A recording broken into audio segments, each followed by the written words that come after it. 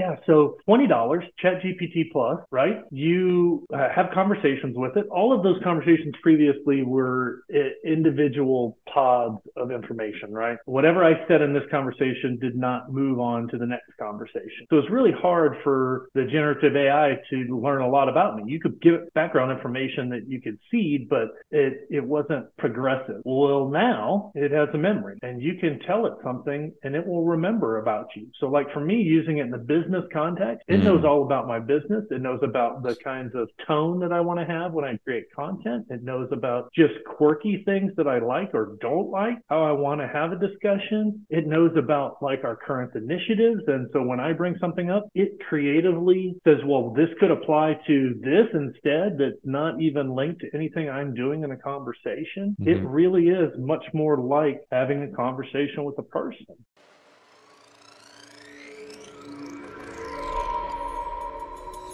We're going through something absolutely historic.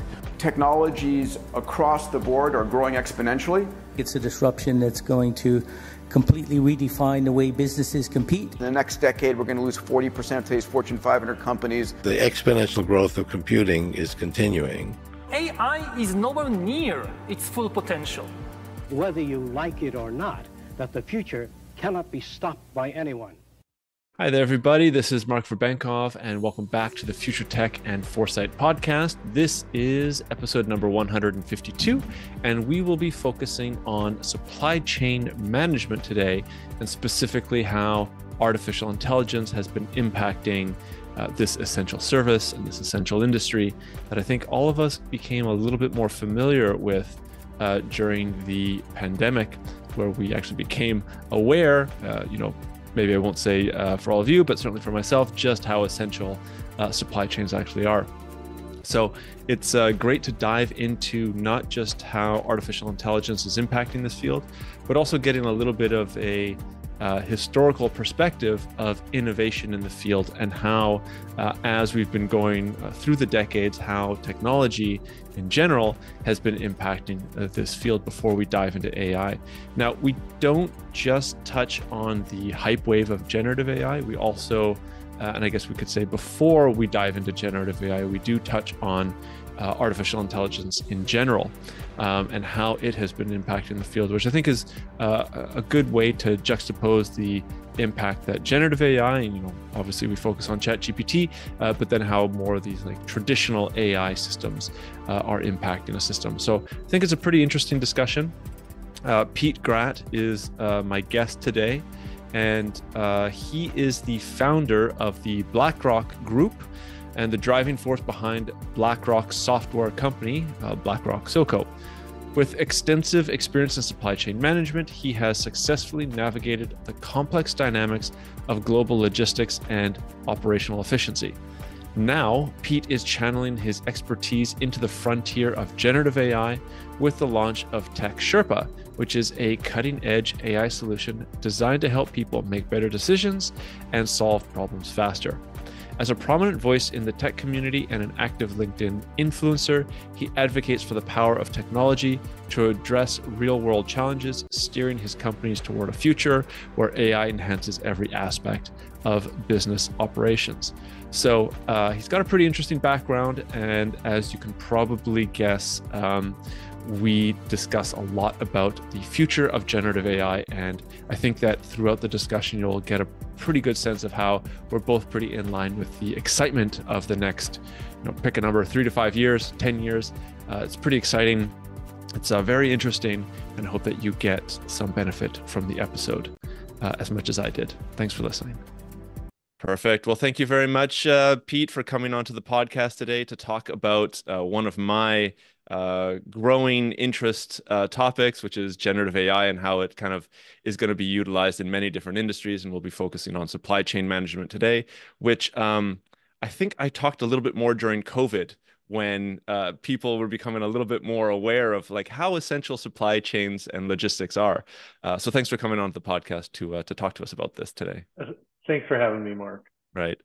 So the way that I like to start off all podcasts is a little bit about you. So like, how did you initially get interested or intrigued into this nice, unique mix between like generative AI or AI in general and supply chain management? Was there kind of like previous work that you've done that kind of led into this, or was there a moment in time that kind of sparked this nice mix? For sure. So I've been in supply chain management my entire career. I started out as a 19-year-old temp worker in a warehouse. Okay, okay. Worked my way up, learned the business, eventually moved into IT, and I've been out on my own with my own shop for about 6 years now. And about 6 months ago, I tried ChatGPT for the first time, and I just thought, well, this is like the invention of the printing press. This Yeah, just changes everything, right? yeah. It's a cliche, but it really is a paradigm shifting kind of event. All of the rules of the game have changed, how things will be put together. I posted about this a while back that for the longest time in the knowledge economy, the person with the best answers was the one who was really a valuable commodity. And now it's the person with the best questions. And you ask really good questions. And if you can ask really good questions, well, that's really valuable. Yeah, yeah. And I mean, 6 months ago, so you're already kind of early to the game, right? The many of my clients are still trying to figure out like, oh, is ChatGPT worth getting into or not? Oh, and like the harder you push, the more they realize like, oh, like okay, now's the time to kind of get into it. So yeah, I also think it's going to become like whether it's ChatGPT or Gemini or like whatever new iteration they're going to have, just like social media, right? It's going to be the next kind of keystone technology that we're all using. It's very, very exciting times. Um, yeah. So the way that I kind of wanted to structure today's discussion was a little bit of looking into the past, because I mentioned to you before the recording, I obviously COVID was kind of when we all got a little bit more aware of supply chains and logistics in general.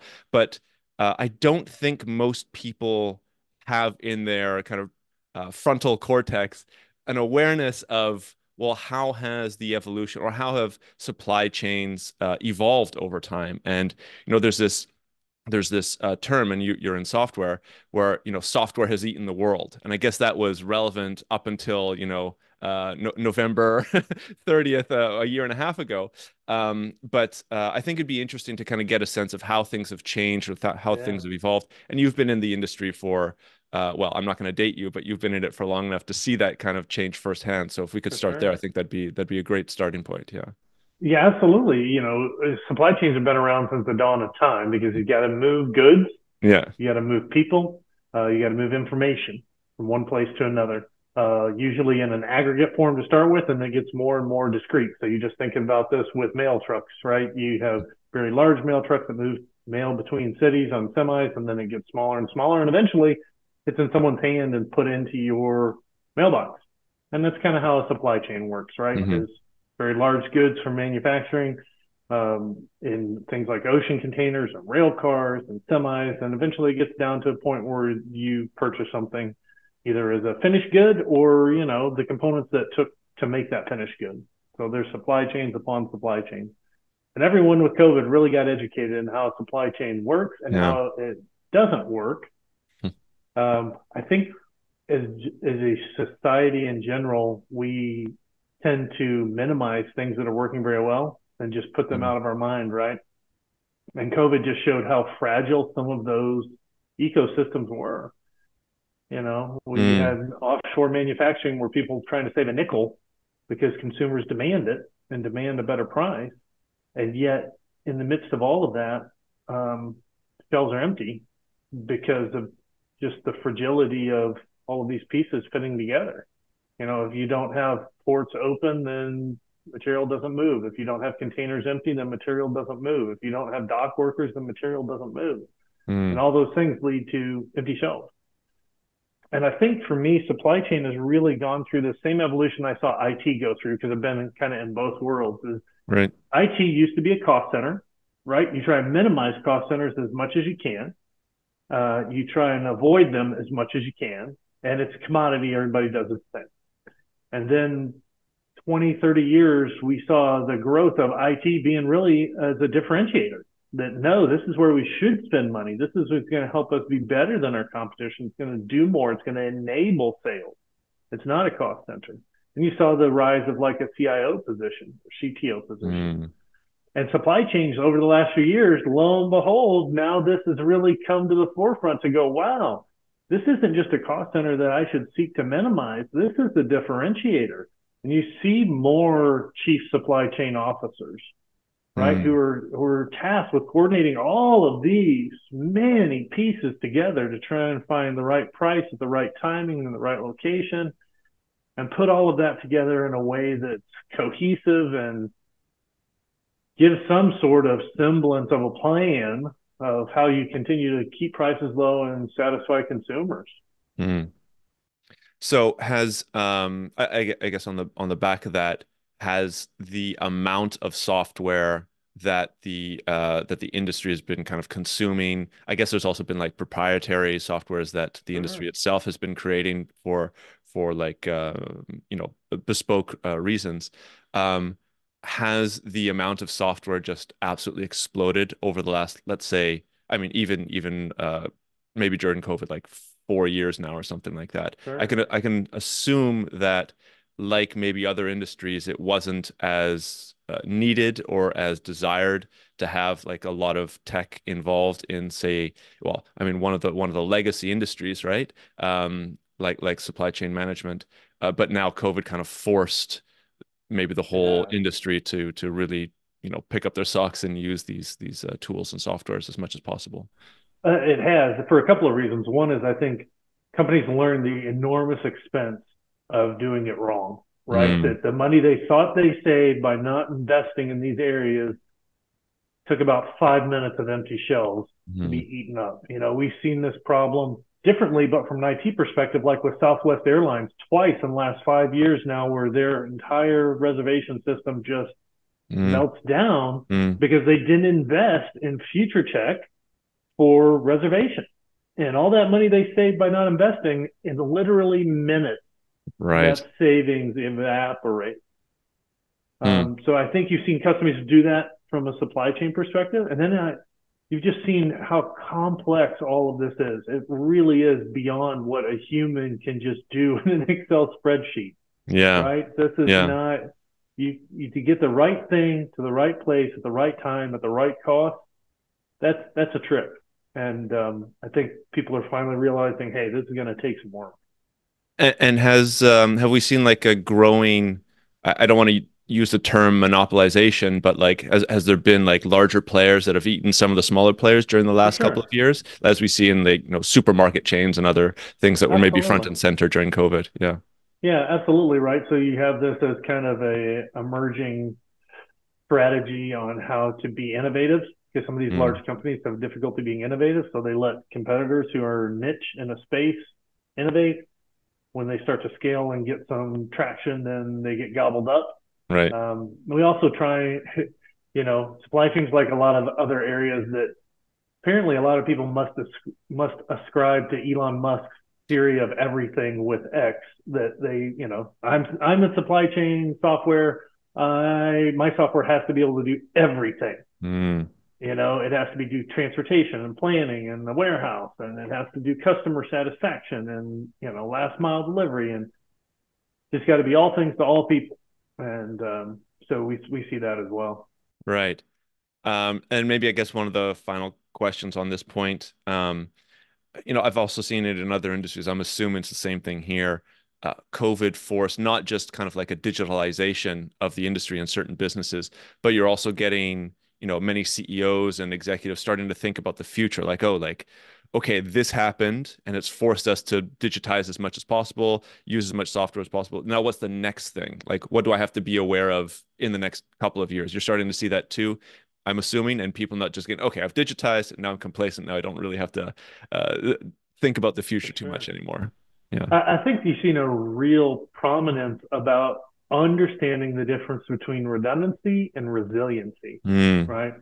Redundancy just meant having extras, or having more inventory, or just more of everything. Resiliency is a different kind of view of that. And I think supply chains are going to have to be very resilient, because we don't know what's coming next. We don't know what's around the corner. That's what COVID looked like, but it was just as impactful globally, although obviously for a much shorter time when we have things like the blockage of the Suez Canal by that container ship. Yeah. That changes a lot of things in the supply chain world in a moment.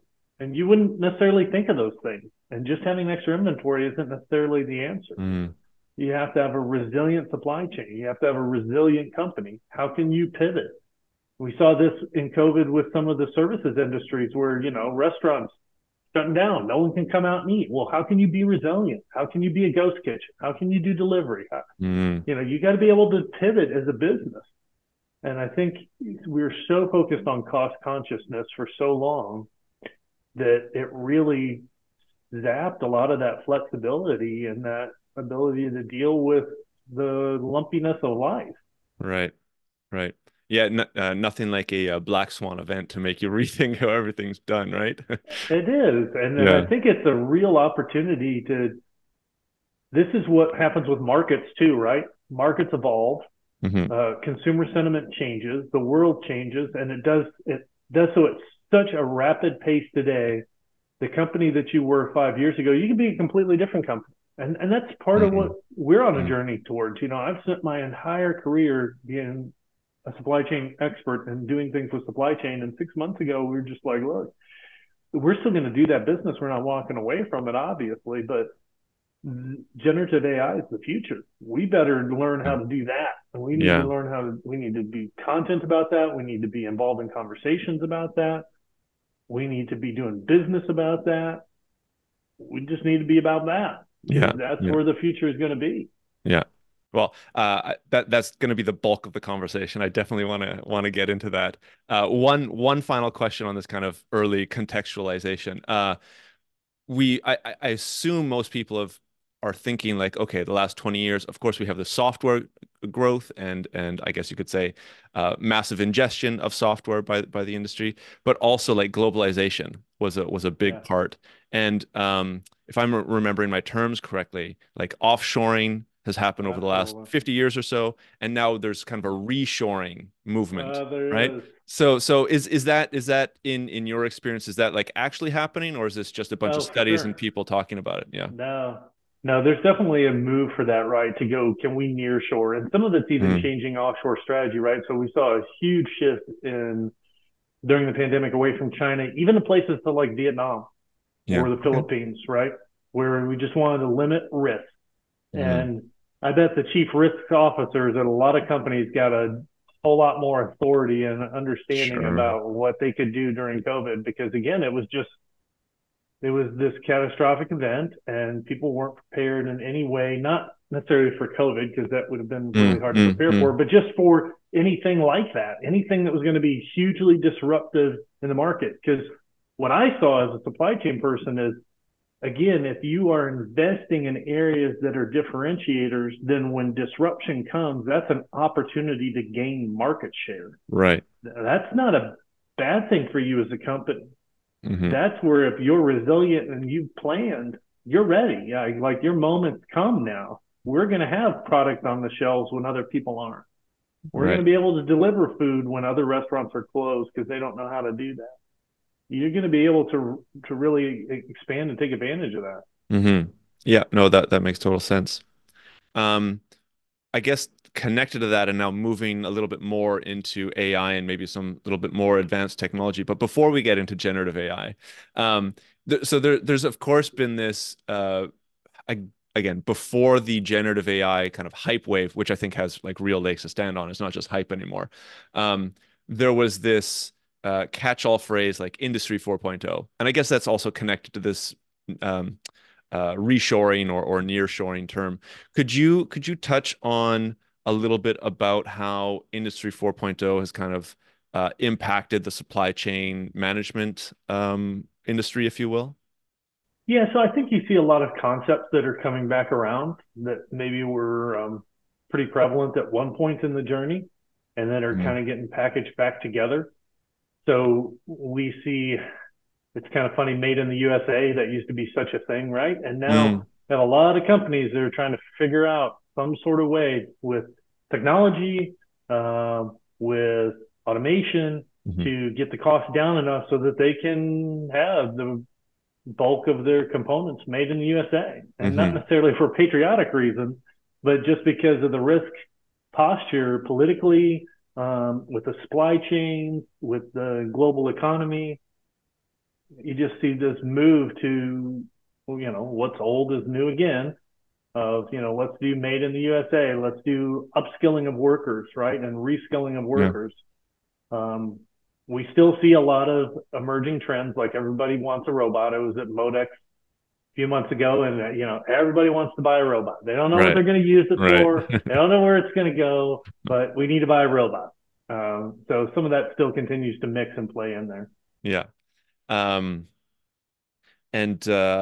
I guess there's this idea of artificial intelligence before generative AI, right? So, and I guess Industry 4.0 was sort of using a little bit of early AI. So again, I'm pushing generative AI down the road here a little bit more. But could you touch on how artificial intelligence was utilized or thought of, or maybe even like a use case or two if you have, within this Industry 4.0 framework for supply chain management, before we talk about, I guess, really the revolution that's happening with generative AI and how that's going to be changing everything even more so.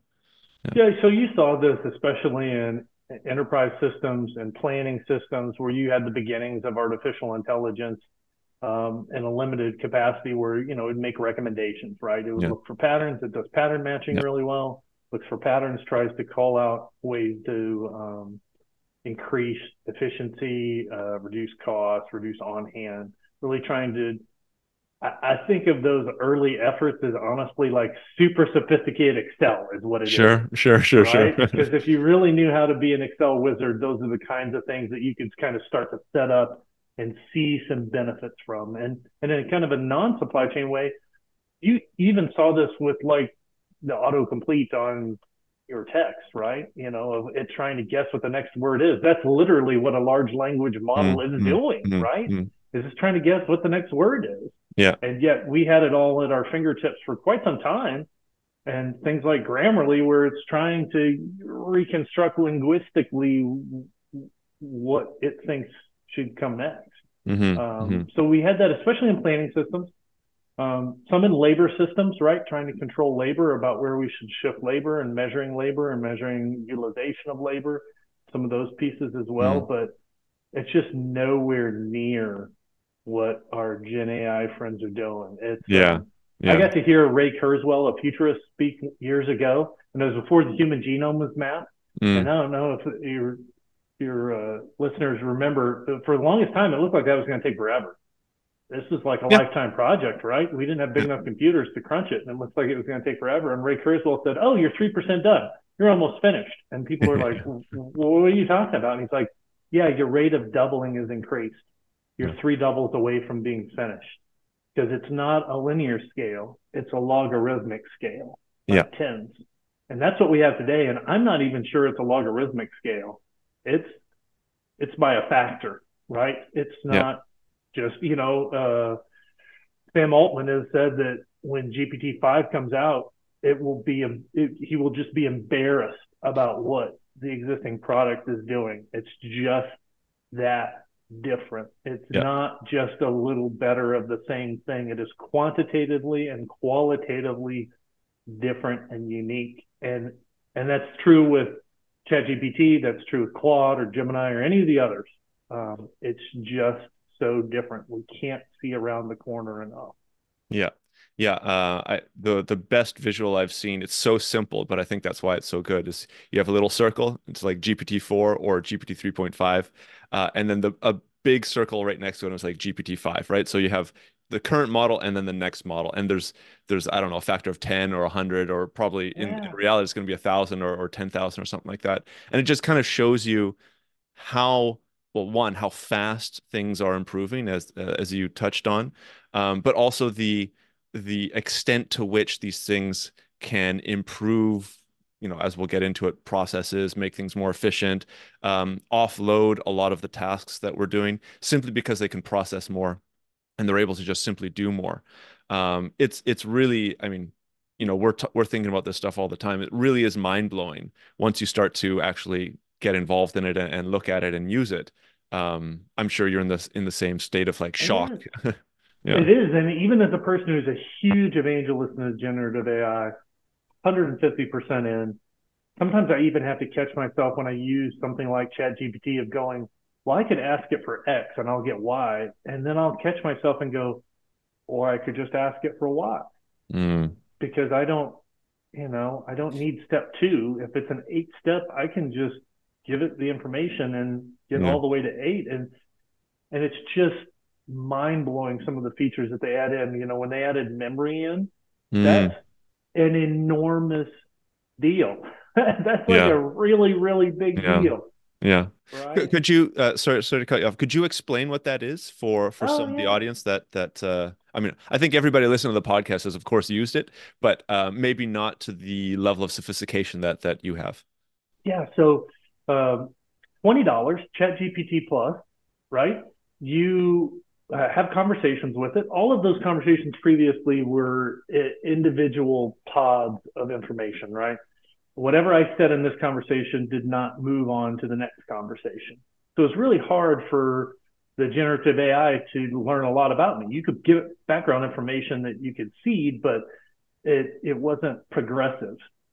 Well, now it has a memory, and you can tell it something and it will remember about you. So like for me, using it in the business context, it knows all about my business. It knows about the kinds of tone that I want to have when I create content. It knows about just quirky things that I like or don't like, how I want to have a discussion. It knows about like our current initiatives. And so when I bring something up, it creatively says, well, this could apply to this instead, that's not even linked to anything I'm doing in a conversation. It really is much more like having a conversation with a person. And that's just how it's evolved. And it's learning and it's growing as it's doing that. And I can give it more instructions to say, no, I don't want you to do it like that. I want you to do it like this, or, it's just phenomenal. It's just phenomenal.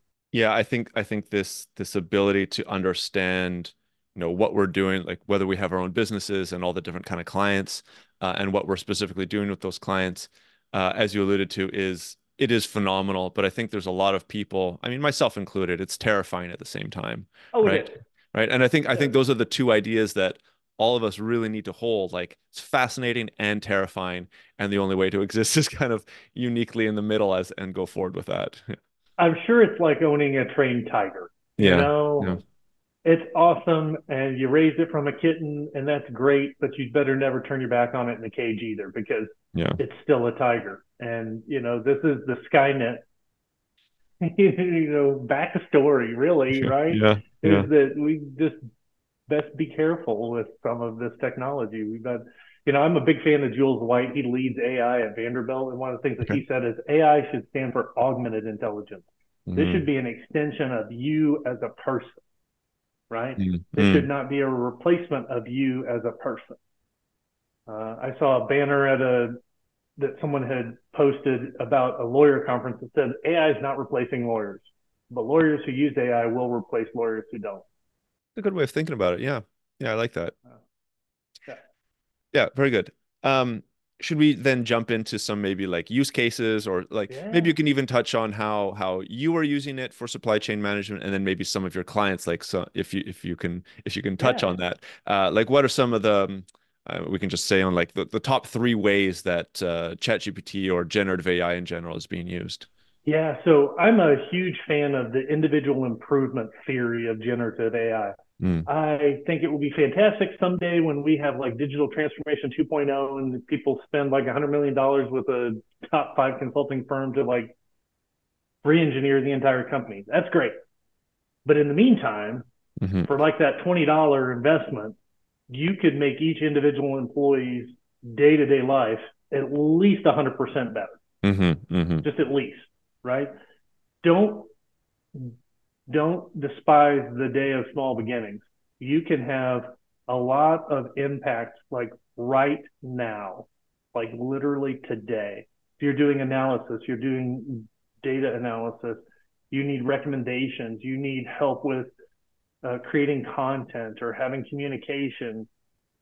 All of these things that we all do on a daily basis in our jobs generative AI does a really good job of. It really helps an individual just with their daily business of work.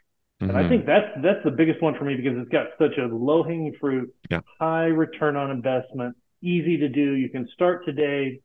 Just, one of the things I tell my clients is think Gen AI first. When you're going to do a task, think, can I do this in Gen AI first? Everything is just there first. From the simplest things like, I copied something off of the web and I need to reformat it because it's not paginating correctly. Great. That is like a 2-minute task that instead of me taking 15 minutes in Word, I can take 15 seconds in Gen AI. And if I take that across like every kind of task that I do in a day, just the rote things, our lives are so full of this kind of minutia, the tyranny of minutia that happens, right? So I think there's a huge piece to doing that. I think there's, unfortunately, a huge piece about the inefficiency of meetings. So I'm a big fan of Otter.ai. So you invite Otter as a bot to your meetings, and Otter takes all of the notes. It keeps track of who's talking and what they're saying, where the action items are, where the follow-ups are, everything. So now instead of being focused on everybody writing everything down, Otter takes care of all of that. And Otter's sophisticated enough, it's not just transcribing what was said. You can ask it questions like, hey, are there any action items that are unassigned? All right, who does Bob need to follow up with and by when? All of these kinds of things, because it seems like about 147% of people's time in a modern business is spent in a meeting. It's just meeting after meeting. So if you could, again, what if you can improve half of your people by 50%? That's a quarter of your workforce. That's what it equates to. That's a big deal. That's just a really big deal. And those are just really simple examples. We're not even talking about, hey, how about the bigger things where, for most companies in the supply chain, one of the greatest costs besides labor is inventory on hand. So if you sell 100 of these a month, you can't just have 100. That's not how a supply chain works. You might have to have 1,000 because you have to have some being manufactured, some in transportation, different sales points. So getting the right quantity of things at the right place at the right time is super difficult, and it takes a lot of sophistication. Well, now being able to take some of those data sheets and feed them into generative AI and say, hey, I want to look at where I can reduce my inventory on hand. Help me with a simulation. I want to reduce it by 5% in this area. What would that have done to on-time shipping? It does things like that. And you don't have to program it. You don't have to be an IT person to do that. I think that's one of the key ideas that I keep coming back to, is that you don't have to be sophisticated when you're using this to start off with. You can get immediate benefits, even if you're one of my clients, there was a like a 67-year-old secretary. Right now, I don't want to date anybody or what's the term, be ageist or anything like that. Lovely person, but had been doing the same thing, the type of work that she was doing for the same way for many, many years, and not sophisticated in tech, and started using generative AI and was just like obviously blown away, but also became incredibly more efficient within like 2 weeks. And it's you don't have to be sophisticated to use this. Now, when you do become sophisticated with it, you can increase, you can multiply your capabilities. But I think the perfect term, and you said it's low hanging fruit, right? This is something that you can implement today, and you can see like immediate benefits company wide. Absolutely, right. And then you really start to become a force multiplier when you take those next steps in all these areas. We just see such an enormous change that it equates to, I heard a famous person, I don't even know who it was, had said around the year 2000, right? I'm Y2K guy, that someone said, well, what's the world going to look like 100 years from now? And they weren't known as like this intellectual person, but they actually came up with this really good answer. And they're like, I have no idea. If you had asked a farmer 200 years ago how to improve his farming operation, he would have said a horse that, ate half as much and did twice as much work. Right. He had no conceptualization of a tractor, just no understanding of that. And that's always been true, but the horizon for it has always been pretty long. Well, now the horizon is literally months. I Mm-hmm. don't know what 6 months will look like from now in this technology because it is progressing so fast. It is evolving in kind of a naturalistic way so quickly Mm. that you want to talk about resiliency and the ability to adapt. That will become the singular tool that is required of everyone. Yeah. Nothing else. Yeah. Can you adapt? Can you be different than what you were? Because the tech just forces it. It will force it. And it's just also sad in some ways because I saw an article where like translators, human translators, Mm. almost like math done with that as a job because, AI does that. Yeah. So then the question is, what do you do? What's the next? What's the next? Again, upskilling, reskilling. How do I become a person riding on the wave instead of crushed by it? Yeah. Yeah. No, I completely agree. Yeah, this upskilling term is something that comes up all the time. Whenever you're talking about obviously artificial intelligence, but even many other emerging technologies, like there's Absolutely. this idea that the modern workforce, the modern employee needs to be in a state of continuous learning, right? As soon as you slow down or stall, it's very likely because the rate of change is so quickly that you might become not just unemployed but unemployable, right? Absolutely. So could you touch on, and I don't know if this fully relates to Tech Sherpa, the work that you're doing, about the well, need for upskilling, but also what people can do. Yeah, so I think a big part of this is really utilizing that technology in creative ways. So just like with COVID, where restaurants had to decide, oh, well, can I be a person that does delivery? Can I be a ghost kitchen? Can I do all these other things? Right? Where you might not have thought about it without the impetus of this disaster occurring that really forced creativity. Mm-hmm. Necessity really is the mother of invention. Well, now if you want to get ahead of that as a worker, you got to constantly be learning. I have young people come to me all the time and they're like, well, how do I get in the AI space? And I was like, learn, do it, just be involved, Yeah. right? Yeah. This is one of the best times in all of human history to acquire knowledge. You can take classes from MIT or Vanderbilt or Harvard. They're all free. You're not going to get a degree, but if you want to actually learn, I've taken all of Jules' classes at Vanderbilt on generative AI because I want to know. I want to learn. I want to understand that. I want to be a part of the conversation. I use all of the tools every day. I incorporate it into my life. Try and be a part of all of the conversations every day to try and incorporate it into my life so that we can see where we need to go, so that we can grow and be and do more. And I think a lot of people, we get comfortable with where we're at. Inertia sets in, and boy, inertia, it's a killer. But there's also a huge advantage because inertia, once you get moving, becomes momentum. And you can just do so much. You want to be something different?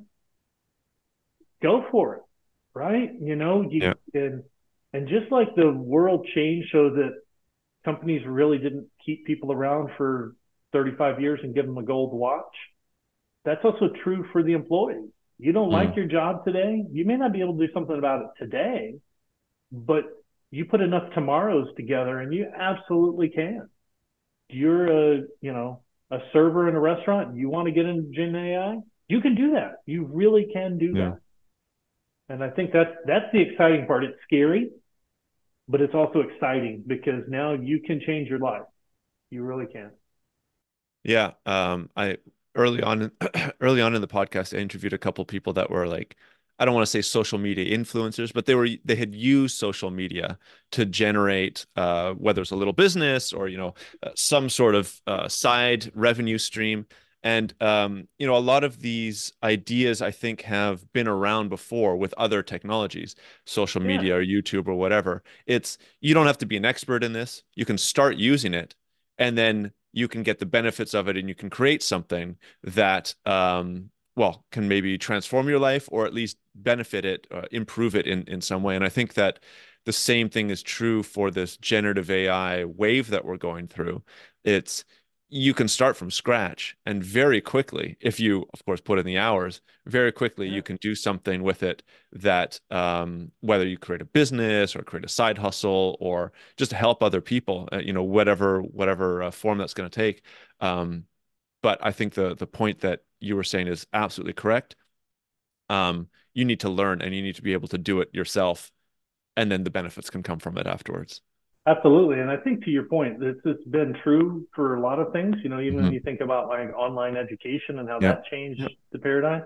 It's just, again, the time scale is just so shrunken down, right? Again, weeks and months.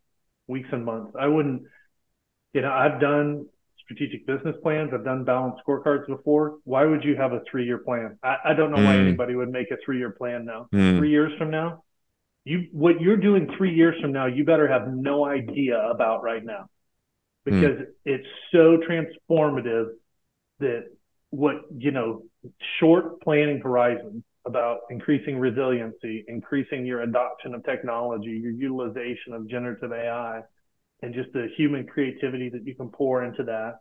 This leads to more meaningful work for people. This leads to just more in every way. I know it seems superfluous to keep saying that, but every great move of technology has not ended with less jobs and less employment. It has always ended with more jobs and more employment, because the human capacity expanded. And it's just so much more. I see people trying to build like 5-year plans, and what are you doing? Yeah. If your imagination captures what you'll be doing 5 years from now, then you're not thinking correctly. Just not. I wanted to mix 2 points. One was inertia, and the other was, I guess, like legacy businesses and the people that work in it. So if there are people that are listening to the podcast now, I guess from what I understand, all of you listeners, you're already kind of in this space. You're already, fascinated by technology. But there's always some people that start to listen and they haven't really come to grips with how amazing the exponential age of technology actually is. So in your work, when you come across people that, let's just keep it simple, haven't used ChatGPT, don't really understand the value that they can get from it, and they're kind of stuck in their way of doing things that they've been doing it, for a long time. Have you found a good way to kind of infuse that excitement into them? And I know you can't do it for absolutely everybody, but is there, like, especially within the supply chain management world, like, is there a some sort of way of infusing things that you found works better? Yeah. So I'm a huge fan of custom GPTs. So folks don't know, you can go into ChatGPT if you have a GPT Plus account. Again, $20. I'm going to plug this, probably the best $20 you'll ever spend every month. And you can customize it. So you can give it instructions, and you can build something that's special for you, that's kind of purpose built. So I do this for my LinkedIn content. I have one that helps me with creating LinkedIn content. And so I will do that for folks. And I'll give you a really simple example that's really powerful too, is that this is not just about like making money or doing parlor tricks. For us, mental health is a really important piece. It's touched our family and touched our lives. And so we actually have a mental health ministry at the church that we're a part of. And one of the things I said is we should be using generative AI in this space. We know that's a really difficult area where people to be authentic about and really to be open. And especially with other people, it's tough to get engagement and get people the help that they really desire. And so I made a custom GPT that is that, right? Is it works on spiritual disciplines. It knows mental health theory, and it has a whole bunch of what's called RAG, retrieval augmented generation, where it has, like context that has been put around it, so that it's basically a spiritual and mental health coach. And it's going to encourage you and help you, but it also has boundaries. So it knows 988. So if people are in crisis, that, it can get it right there. Right. Okay. So why don't we move on to maybe a couple more shall we say, complex points for generative AI within specifically the supply chain industry, of course. So we've talked about the low-hanging fruit, right? There's just start using ChatGPT. I also recommend Premium. I don't get paid from it. I'm sure you don't get paid from it either. Yeah. It's just a great tool. Start using custom GPTs. We were talking about the mental health aspect of it. Yeah. Maybe just one comment on that. Before ChatGPT came out, I interviewed it's like an AI therapist chatbot company who had built essentially a chatbot that was trained by professional therapists and psychologists. And one of the things that I think was the most interesting from the episode was it brings people who are having like a severe crisis to a human. Right. So it doesn't deal with those like really hard hitting issues. But what it does is it takes care of all the low level, it's difficult to say, but like easier things to deal with, like small anxiety, maybe like low levels of depression or stress or something like that. It's able to help people give, breathing exercises or whatever. So it seems like these kinds of chatbots or the custom GPTs take care of a lot of the low level things, and then when there's something a little bit more complex, then it bumps it up to a human being, which seems to be, if I want to put this into a larger contextual thing for humanity and civilization, is humans are going to have to be upskilling, but also we're going to be dealing with more complex, more interesting challenges. Absolutely. Than what we're dealing with right now. As you said, we're the tyranny of, was it monotony or minutia? Yeah. Brilliant. I'm going to steal that if over the next little while, but it seems to be that's going away, and we're going to be dealing with more complex things, and this AI is going to be enabling us to do that. Yeah. That's 100% right. Is that this is what we really believe with the move to more meaningful work. Is that this is what really starts to engage human beings. It's fascinating to me that especially in Europe and even in the US now, you see this move where it's like, well, we need shorter work weeks. We need less work. And it's like, no, you don't need less work. You need more meaningful work. Because if you really were engaged in what you did, you thought you added value and it was something that gave you energy and didn't drain you as a human being, you wouldn't care about being there 40 hours a week instead of 32. And I think this is what it eventually, as we kind of grow through the pains, leads to, is more meaningful work. The human really is called in for when it takes that higher level of intelligence to put it together, at least for now. And I think that that's what's so exciting to me, is that minutia. I don't think that people realize just how inefficient, ineffective most people's jobs are. It's a lot. It's a lot. If you took, all the emails, all the meetings, all of the reports you have to fill out, the forms, just all the really rudimentary things, and you were able to kind of put those to the side and only do the things that only you can do. That's like a great thing that I heard along the way somewhere, and I thought, boy, that is just the center of the bullseye of what humanity needs to be about. Yeah, it's I certainly hope that is the future, that is where we move into. We don't have time to get into all the negative theories of where things are going to go, but no, but I totally agree with what you're saying. Could we move maybe a little bit? There's only like some 10 minutes or so left. Could we move a little bit more into some maybe more complex generative AI tools or use cases that you've seen within the supply chain, which I started to talk about before? Yeah, so a lot of that too comes down to analysis and recommendation. So a lot of our clients really want to be able to have that AI button that says, okay, here's a mass of data. The data is very structured. It's very similar from situation to situation or client to client, but I want to start to do the kind of analysis that I can't see as a human, that I can't necessarily even code as a human, because there's relationships and patterns that are unique and that are so variable inside the same structured data that it's hard to pick them up. And so from a supply chain perspective, a lot of times, again, that's going to be about labor. It's about network optimization, about where you should put things, what their capacity should be, whether that's digital with things like server farms and data, or that's physical with like manufacturing facilities and distribution centers and just what their size should be, what their capabilities should be, where it makes sense for us to do more discrete things like last mile delivery, with even things like Uber.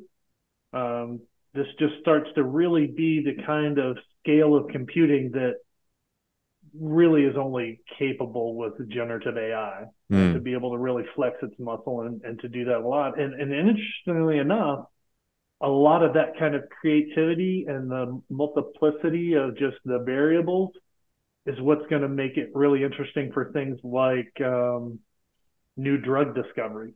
Yes. Right. Where now we can do things that the computing power that we had before, we weren't capable of even contemplating.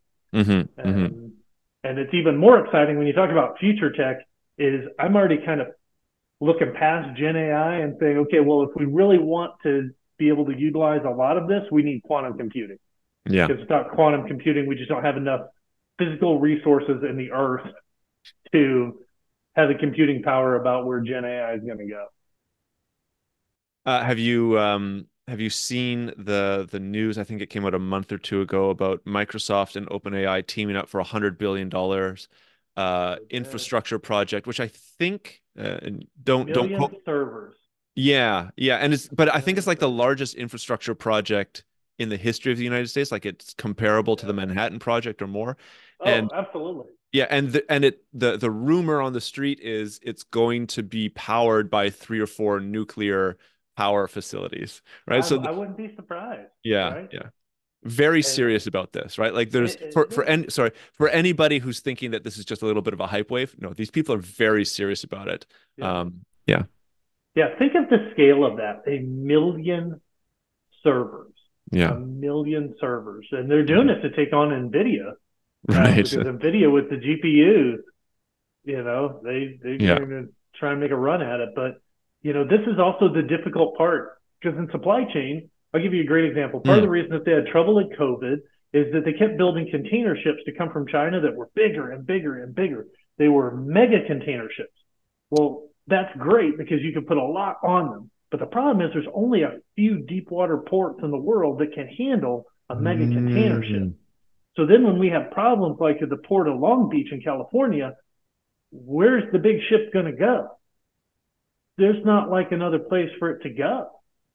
And now the resiliency part comes in, where we say, okay, maybe having the biggest ship humanly possible is not the answer. Maybe the answer is I'm going to have more ships that are going to be smaller, but I'm going to be much more adaptive, so that if there's too many delays in Long Beach, I can sail through the canal and get to Houston, or I can go to Savannah, and I have different nodes in my network that I can pop up and bring down, and that I can use simulations with generative AI to go, okay, well, now that the data's changed, the world's changed than it was a month ago.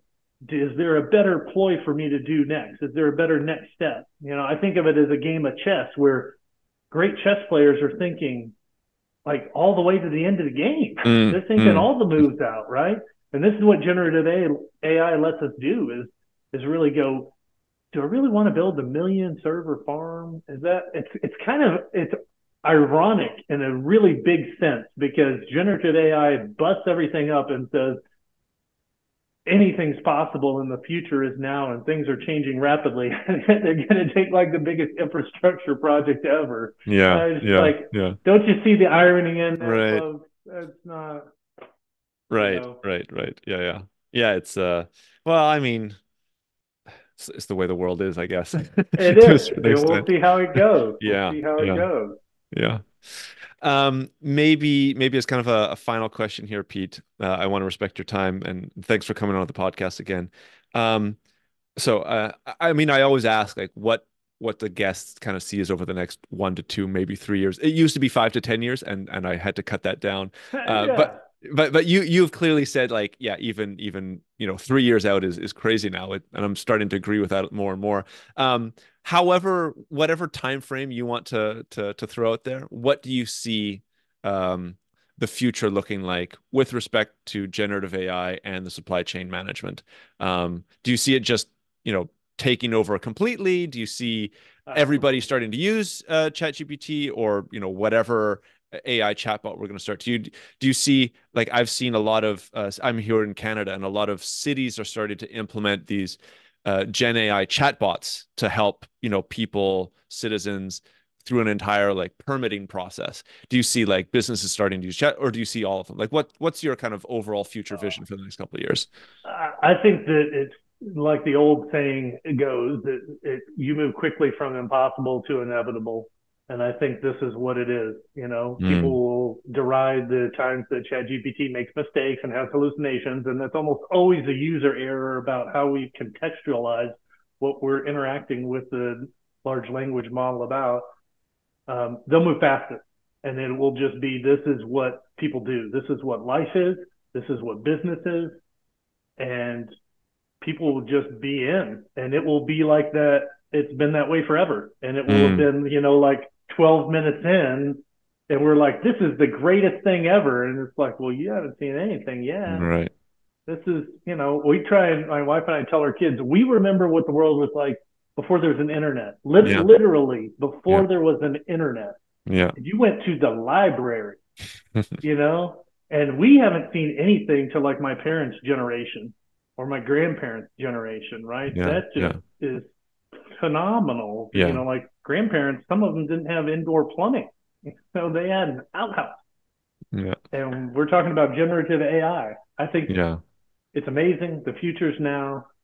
We're going to see it just explode. It's going to be everywhere. It's going to be in everything we do. And hopefully people can see the value in it. Perfect. Well, Pete, thank you very much for coming on the podcast. I think that's a perfect way to end the discussion. We didn't really get to talk about Tech Sherpa all that much. I will, of course, have your LinkedIn profile and your the BlackRock group as well up on the show notes. Is there any other place that you would like people to reach out, follow, or is that good? LinkedIn's really the place for me. Okay, perfect. Great. Perfect. Thanks, Mark. Thanks. Appreciate it. I'm so happy to converse with somebody who's as enthusiastic about the future as I am. It's great to talk to a like-minded person. So thanks again for coming on the podcast. It was great. Thanks for having me, Mark. Cheers. Well, thanks for listening to this week's Future Tech and Foresight podcast. If you like what you've heard here, there are, of course, a number of ways that you can support the podcast. The best way would be to leave a review on Apple Podcasts or give a rating on Spotify, which you can find a step-by-step explanation for on the futuretechandforesight.com website. Alternatively, feel free to leave a comment either on the episode show notes or the YouTube channel where you can see video recordings of the interviews. And finally, if you are part of an organization that is aware of the disruptive and transformational impact that emerging and future technologies will bring and want to know more, please get in touch to hear about the strategic foresight services that we offer and how we can help future-proof your organization and take advantage of the phenomenal opportunities available to survive and thrive in the future. A lot of future-shocked people and future-shocked institutions in our society are simply overwhelmed. Once there is superintelligence, the fate of humanity may depend on what the superintelligence does. Science fact is catching up to science fiction. The first truly intelligent machine will be the last invention that humanity needs to make. The only scarcity that will exist in the future is that which we decide to create ourselves as humans. Within a 10-year design revolution, we can have all humanity living the highest standard living anybody's ever known. Progress is accelerating at an exponential pace, and it's going to reach a point where progress is so fast it's going to be a singularity. We are probably one of the last generations of Homo sapiens. Every single headline points to the birth pangs of a Type 1 civilization.